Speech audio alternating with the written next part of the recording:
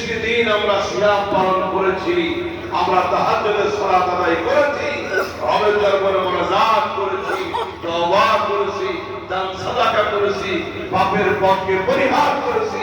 রমাদান বিদায় নিয়ে চলে গেল, ওই ঈদের দিন গান বাদ্য শুরু হয়ে গেল। আছে না না?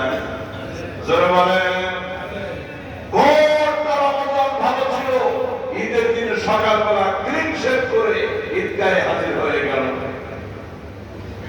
রমাদানের কল্যাণটা কি আর ঈদের দিনের আমলটা হলো, ঈদের নামাজ শেষ করে এরপরে ধুম ধারাক্কা বক্স আর গান বাজাইতে বাজাইতে ঈদ অনুষ্ঠান করতেছি।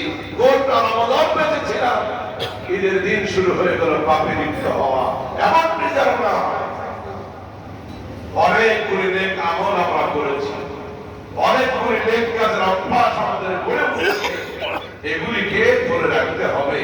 মোহতারাম হাজরিন, আমল অল্প হোক কিন্তু কন্টিনিউ নিয়মিত আমল হতে হবে।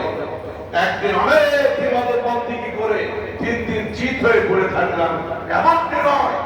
যেটা শুরু করবো